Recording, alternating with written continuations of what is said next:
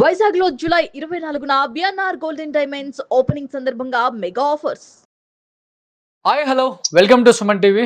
నేను మీ రోషన్. ప్రస్తుతం మనకి ఇక్కడ నుంచి హైదరాబాద్లో ఎవరైతే ఎక్కువ అమ్మని ప్రేమించే అభిమానులు ప్రతి ఒక్క స్టేట్లో ఉన్నారు. ఆమె ఎక్కడికి వెళ్ళినా కానీ అభిమానుల ప్రేమ తట్టుకోలేనంత ఉంటుందన్నమాట. ఎందుకంటే ఆమె అందుకనే అంత భరోసాగా హ్యాపీగా లైఫ్ని లీడ్ చేస్తున్నారని చెప్పుకోవచ్చు.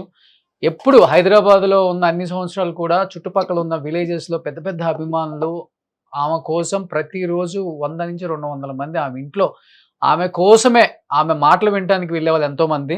అలాంటి అభిమానులు ఎంతోమంది రాత్రి ఈ న్యూస్ జరిగిందని తెలిసిన తర్వాత, ఫ్లైట్లు లేవని తెలిసిన తర్వాత ఇక్కడి నుంచి కార్లలో ఎంతోమంది వెళ్ళారు. అలాంటి అభిమానుల్లో అమ్మని ఎక్కువగా ప్రేమించే ఇంకొక అభిమాని చిరంజీవి అని మన తుక్కుగూడలో ఉంటారనమాట. చాలా అంటే ఆయన ఒక రియల్టర్, ఒక కన్స్ట్రక్షన్ అవన్నీ చేసుకుంటున్నప్పుడు కూడా కేవలం అమ్మ దగ్గరలో ఉంటారు అని చెప్పేసి ఎక్కువ అమ్మ దగ్గరికి వెళ్ళే వాళ్ళలో కూడా చిరంజీవి ఒకళ్ళు. ప్రజెంట్ నైట్ నేను కాల్ చేసినప్పుడే అమ్మ దగ్గరికి వెళ్తున్నానని చెప్పారు. అన్ని దగ్గరుండి చూసుకుంటున్నారు. మీరు ఒకసారి అక్కడ చెప్పాలంటే నెట్ కనెక్ట్ అవ్వట్లేదు అనమాట. వాళ్ళు మనకి జూమ్ కాల్లో అందుబాటులో రావడానికి, వీడియో కాల్లో కూడా చాలా కష్టంగా ఉంది. బట్ ఒకసారి మీరు జానకమ్మని చూడొచ్చు. జానకమ్మ కోసం ఎంతోమంది తహతహలాడిపోతున్నారు. ఎందుకంటే మార్నింగ్ నుంచి మిగతా ఎక్కడ డిజిటల్ మీడియాలో ఆమెను చూపించడానికి అవకాశం దొరకలేదు ఎవరికి కూడా.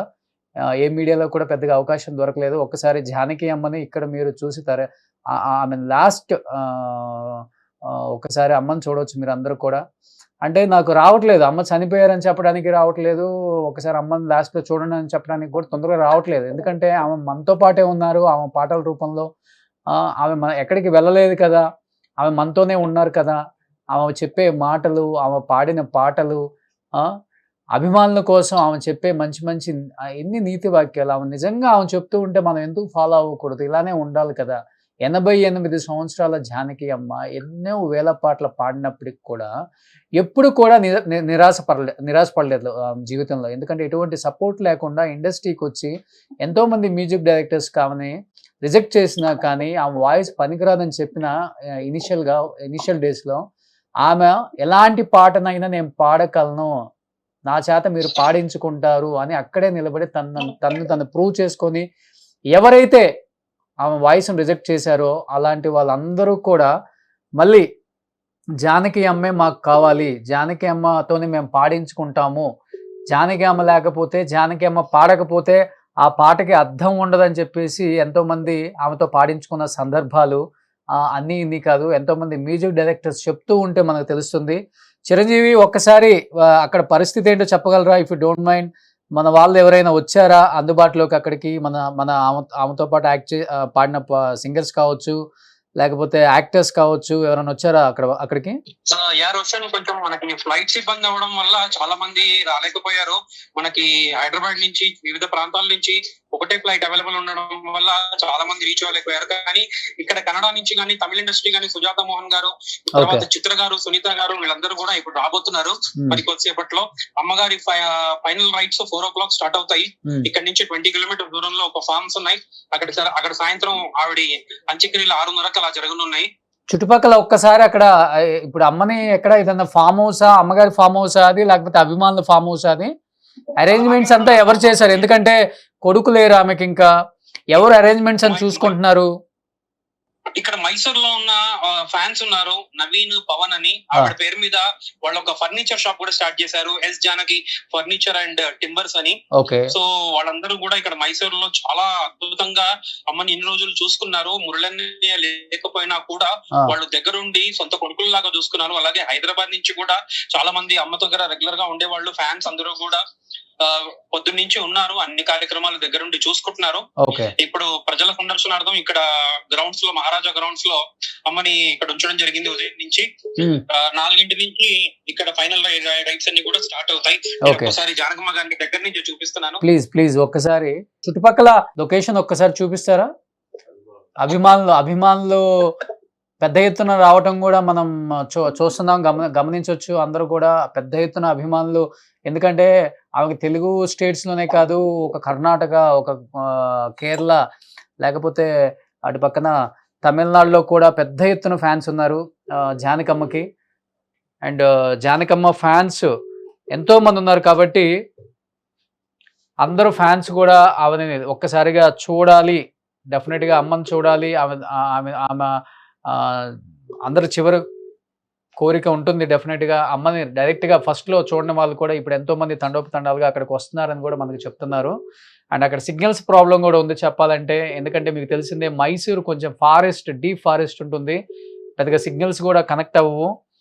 అండ్ ఆమె కూడా ఎక్కువ అలాంటి లొకేషన్లో ఉండటానికి ఫస్ట్ నుంచి కూడా ఇష్టపడుతూ ఉంటారు. ఆమెకి ఏంటంటే లాస్ట్ 10 to 15 ఇయర్స్ నుంచి కూడా వాసురావు గారు చెప్పినట్లు కొంచెం దూరంగా, ఇండస్ట్రీకి దూరంగా అండ్ ఇండస్ట్రీకి సంబంధించిన మనుషులకు దూరంగా ఉండటం ఆమెకు చాలా ఇష్టం అని ఆయన చెప్పారనమాట. ఎందుకంటే ఇండస్ట్రీలో పాటలు పాడినప్పుడు నేను ఎందుకు ఇక్కడ క్లోజ్గా ఉండాలి, అన్ని ఫంక్షన్స్కి రావాలి అంటే ఏ ఫంక్షన్స్కి ఆమె రారు. ఆమె చాలా నిరాడంబరంగా, చాలా అంటే లైఫ్లో ఆమె ఎప్పుడు కూడా నేను ఇలా బతకాలి అలా బతకాలి అని ఏం లేదు, చాలా సింపుల్గా ఉండటం నేర్చుకున్నారు. చాలా దూరంగా, ఎక్కువ మంది మనుషులు లేకుండా, పక్షులు, చెట్లు, మొక్కలు, అలా ఎక్కువ లైఫ్ను కూడా ఆమె లాస్ట్ ఎక్కువ 10-15 ఇయర్స్ నుంచి లీడ్ చేస్తున్నారని చెప్పుకోవచ్చు అనమాట. జానకమ్మ గారు ఎక్కువ హైదరాబాద్ అండ్ మైసూర్లో కూడా చాలా డీప్ ఫారెస్ట్, ఎవరికి తెలియదు. రీసెంట్గా కొంతమంది ఇక్కడి నుంచి వెళ్ళటం చూసాం, మన పేర్ని నాని గారు, వాళ్ళ వైఫ్ వీణా శ్రీవాణి గారు, ఇలాంటి వాళ్ళు. అంటే లాస్ట్ 2 to 3 ఇయర్స్ నుంచి అమ్మని అసలు కలవని వాళ్ళు, లేకపోతే అమ్మ బ్లెస్సింగ్స్ తీసుకోవడం కోసం వెళ్ళే వాళ్ళని చాలా ఎక్కువ మంది చూసాం.